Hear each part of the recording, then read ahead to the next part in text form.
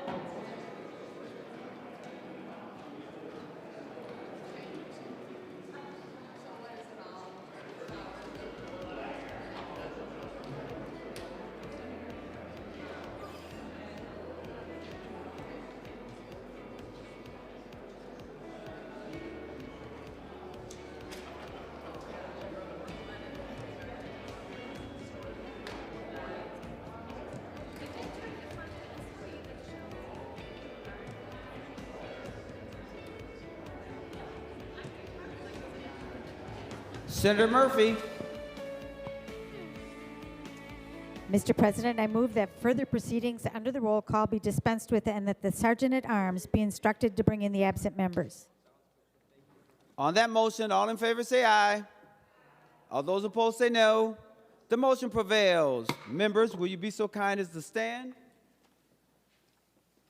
In our tradition, we start with prayer, and today's chaplain is our Senate chaplain, Reverend Kirsten Fryer from Bethlehem Lutheran in the Midway in St. Paul. Following the prayer, please remain standing for the Pledge of Allegiance. Good morning, Senators. As always, it is an honor to serve as your chaplain, and you are all held in regular prayers. Let us pray today.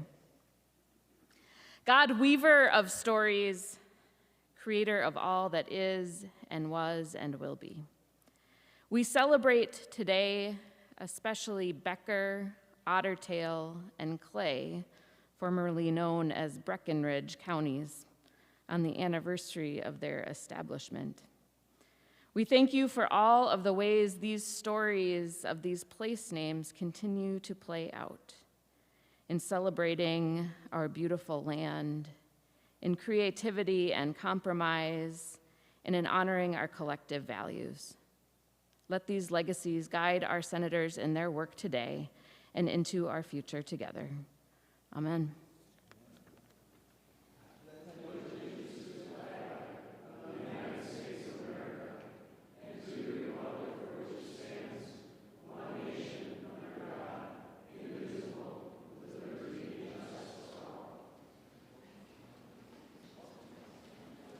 Thank you, members. The secretary will take the roll. Abler, Barr, Bolden, Carlson, Champion, Clark, Coleman, Swadzinski, Dames, Dibble, Dornick, Draheim, Drazkowski, Duckworth, Farnsworth, Fateh, Frentz, Green, Grunhagen, Gustafson, Hochschild, Herr, Heinzman, Hemmingson Yeager, Hoffman, Holmstrom, Housley, Howe, Jasinski, Johnson, Johnson Stewart, Klein, Coran, Kroon, Kunish, Kupek, Lang, Latz, Liskey, Limmer, Lucero, Mann, Marty, Matthews, Mayquaid, McEwen, Miller, Mohammed, Murphy, Nelson, Umuverbaten, Pappas, Pa, Port, Pratt, Putnam, Rarick, Rasmussen, Rest, Seeberger, Utke, Weber, Wiesenberg, Westlin, Westrom, Wickland, Zhang.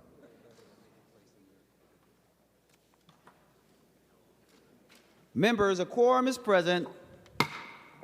The following members intend to vote from a remote location pursuant to Rule 40.7.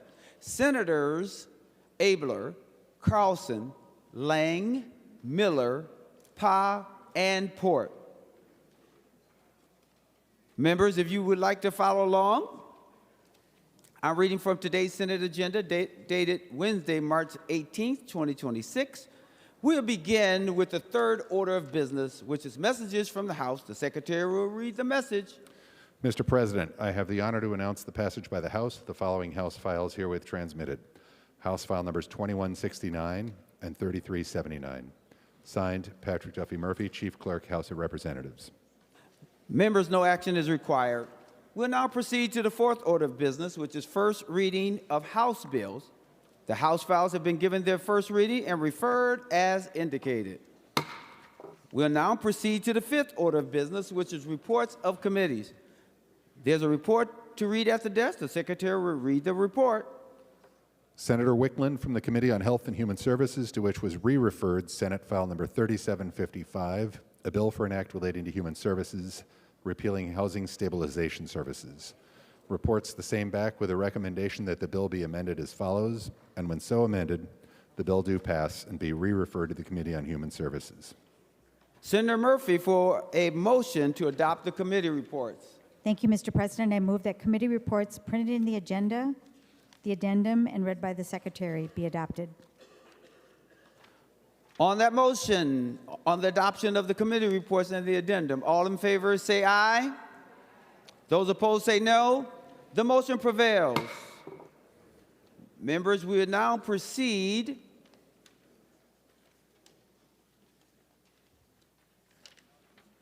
We'll now proceed to the sixth order of business, which is second reading of Senate bills. The Secretary will read the Senate file numbers. Senate file numbers 4200, 3929, 3825, 3622, 3661, 3827, 3967, 3561, 3760, 4296, and 2868. The Senate files have been given their second reading. Moving on, members, we're going to the seventh order of business, which is second reading of House bills. The Secretary will read the House file numbers. House file numbers 3556 and 3615. The House files have been given their second reading. We'll now proceed to the eighth order of business, which is introduction and first reading of Senate bills. The bills listed on today's introduction calendar are given their first reading and referred as indicated with the following changes. Members, if you look at the bill introduction and go to page number 8, you will see Senate file number 4613. It has been referred to the Committee on Health and Human Services. As I mentioned, members, the bills listed on today's introduction calendar are given their first reading and referred as indicated with the noted changes. Members, we'll now proceed to the ninth order of business, which is motions and resolutions. We will adopt the author's motion as one motion. All in favor say aye. All those opposed say no. The motion prevails. I'll now call on an individual senator. That would be Senator Johnson Stewart. Thank you, Mr. President. I move that Senate File 2321 be withdrawn from the Committee on Capital Investment and re-referred to the Committee on State and Local Government. Senator Johnson Stewart, is this your bill, and did you talk to both chairs? It is, and I have. Thank you, Mr. President. Members, Senator Johnson Stewart moved that Senate File number 2321 be withdrawn from the Committee on Capital Investments and re-referred to the Committee on State and Local Governments. On that motion, all in favor say aye. All those opposed say no. The motion prevails. Remaining on the motions and resolutions, I'm now calling on Senator Murphy to designate special orders. Thank you, Mr. President. Pursuant to Rule 26, I designate the following bills be made special orders for immediate consideration. Members, the special orders list is on your desk dated March 18, 2026. We will begin with Senate File number 3602. Senator Westlin. Thank you, Mr. Chair and members. Senate File 3602 is a joint effort between the Bar Association and the Minnesota Uniform Law Commissioners. And this legislation actually builds on the law we passed in 2023, which was the Uniform Electronic Wills Act. This bill expands the ability to electronically sign estate planning documents other than wills. Over the past 25 years, Minnesota has adopted several statutes that allow electronic signatures, including remote online notarization, the Uniform Transactions Act, the Real Property Electronic Recording Act, and the Electronic Wills Act that I mentioned previously. Typical estate plans include items other than wills. They include things like healthcare directives and powers of attorney, and those also require signatures. While Minnesotans can already sign their wills electronically, it makes sense to expand that opportunity to these other estate planning documents. There is no current statutory prohibition on electronically signing other types of documents, but because it is not expressly authorized, there is a risk that an institution could refuse to accept an electronically signed document, which would create problems for people. Finally, this bill will be especially helpful to those Minnesotans who are unable to visit an attorney's office because they are hospitalized or homebound, and Minnesotans in rural areas who might otherwise have to drive long distances to visit an attorney. We had a thorough hearing on this bill in the Judiciary Committee, and I do think the Bar Association, the Uniform Law Commissioners, have done careful and thoughtful work here, and I ask for a green vote on the bill. Members, we're on Senate File number 3602. Any discussion? Senator Kroon. Thank you, Mr. President. I rise in support of Senate File 3602 for passage. There's a lot of work that went into this bill. It's sponsored by some organizations that do very good work with all the stakeholders, build consensus with the practitioners that practice in this area and are going to have to carry out the new requirements and opportunities that are in this bill. This is bringing our system into the future. It makes things easier for people to do their wills and their estate planning and the things that they have to do. It should make things more efficient and hopefully make things a little more affordable for those people. So for those reasons, I would encourage members to vote yes. Any other discussion on Senate File number 3602 before we give the bill its third reading? Seeing none, the Secretary will give Senate File number 3602 its third reading. Senate File number 3602, a bill for an act relating to estates enacting the Uniform Electronic Estate Planning Documents Act. Third reading. Members will on final passage of Senate File number 3602. Any discussion before we vote? Seeing none, the Secretary will take the roll for final passage.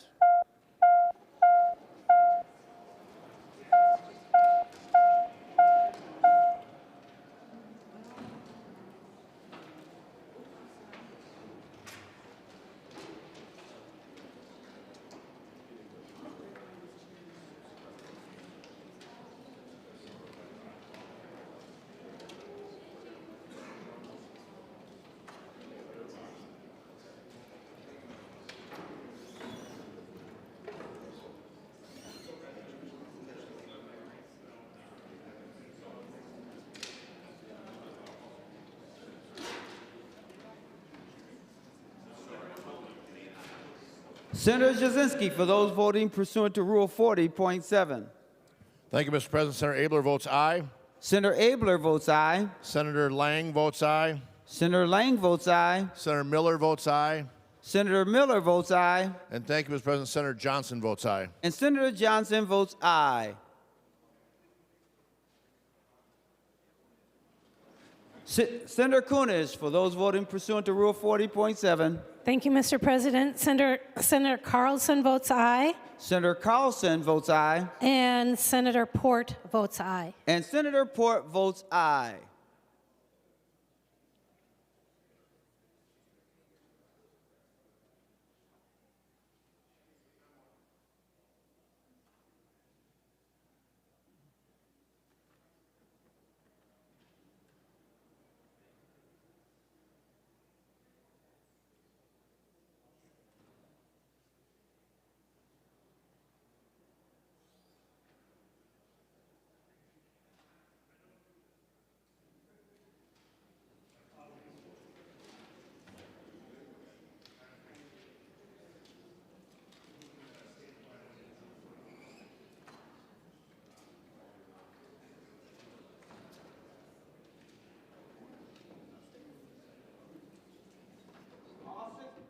All senators having voted who desires a vote, the Secretary will close the roll. There being 59 ayes and 7 nays, the bill is passed and its title agreed to. Members, we are still on the special orders list. We will now go to Senate File number 3887. Senator Pratt. Thank you, Mr. President and members.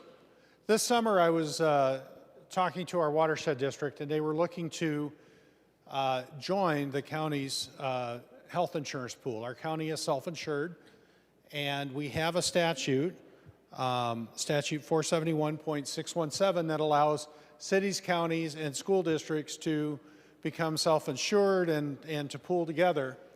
But what we found out, members, is that it didn't allow watershed districts, water management organizations, or towns to join that pool. We thought maybe originally that the language in that statute around instrumentalities of those folks would cover these people, but it doesn't.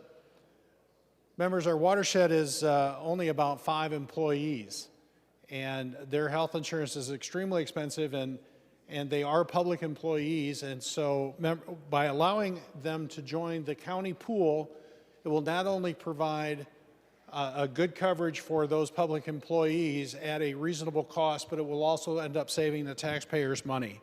Mr. Chair, that is 3887, and I appreciate a green vote.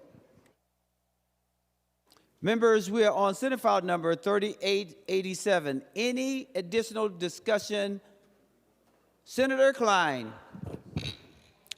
Thank you, Mr. President, and thank you, Senator Pratt, for bringing the bill and for the opportunity to be a co-author on the bill. It's good legislation that will help our local districts, and I encourage support. Any other discussion on Senate File number 3887 before we give the bill its third reading? Seeing none, the Secretary will give the bill its third reading. Senate File number 3887, a bill for an act relating to local government, allowing watershed districts, watershed management organizations, and towns to self-insure for certain employee health benefits. Third reading. Members, we're on final passage of Senate File number 3887. Senator Pratt, were you looking to be recognized before we vote? Senator Pratt. Members, it's a good bill, vote green. Anyone else?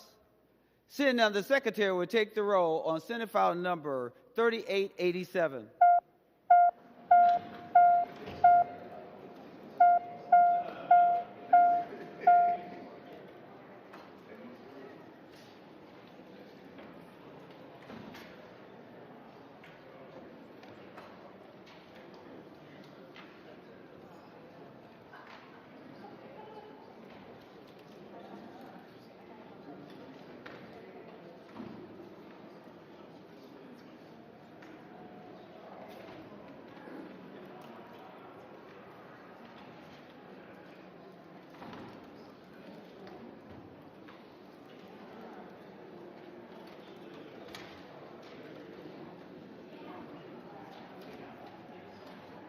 Senator Kunis, for those voting pursuant to Rule 40.7. Thank you, Mr. President. Senator Carlson votes aye. Senator Carlson votes aye. Senator Pa votes aye. Senator Pa votes aye. And Senator Port votes aye. And Senator Port votes aye. Senator Jasinski, for those voting pursuant to Rule 40.7. Thank you, Mr. President. Senator Abler votes aye. Senator Abler votes aye. Senator Johnson votes aye. Senator Johnson votes aye. Senator Lang votes aye. Senator Lang votes aye. And thank you, Mr. President. Senator Miller votes aye. And Senator Miller votes aye. All members having voted who desires to vote, the Secretary will close the roll. There being 66 ayes and 1 nay, the bill is passed and its title agreed to. Members, we will now go to the 13th order of business. That is announcements of Senate interest. Any announcements of Senate interest? I see Senator Dibble. Thank you, Mr. President. Mr. President, I just wanted to mention that today is National Transit Employee Appreciation Day. And it is a day to recognize and appreciate the incredible work of transit employees. So every day they go to work to help Minnesotans of all ages and backgrounds get to medical appointments, school, their jobs. In short, they help Minnesotans get to their lives. So we are lucky to have these folks, and we are grateful to everything they do. So thank you to the more than 3,000 employees in Minnesota who are out there doing this important work. Thank you, Mr. President. Senator Johnson Stewart. Thank you, Mr. President. I want to echo the words of Senator Dibble. Transit employees are the folks who make sure the wheels keep turning, literally, rain or shine, rush hour or off-peak. They show up ready to serve, and what they do takes real skill, real patience, and real heart. I also want to say thank you to those employees that clean the vehicles and the law enforcement that keeps our public transportation safe and secure. It takes so many people to run a public transportation system, and these workers are incredibly important in our day-to-day lives. So thank you again. Senator Pappas. Not to sound like a broken record, of course, no one knows what records are anymore, but just want to remind you about to join us to learn about Metro Parks and to munch on some pizza at the Pratt Pappas Pizza Parks Party in the caucus room on the second floor in the Minnesota Senate building. Oh, Palooza. I forgot Palooza. Do I have to repeat that whole thing again? Pratt Pappas Parks Pizza Party Palooza. Thank you for the P's. Senator Latz. Boy, I don't know if I want to follow that one. Judiciary Committee was originally scheduled for an all-day session on Friday. Because of the change in schedule, out of respect for Eid, we will be meeting all day on Thursday. So I'm letting the public understand this. For people who are paying attention to our meeting schedule, we will convene at 9 o'clock Thursday morning in the Minnesota Senate Building, room 1200. Members expect to be there well past dinner.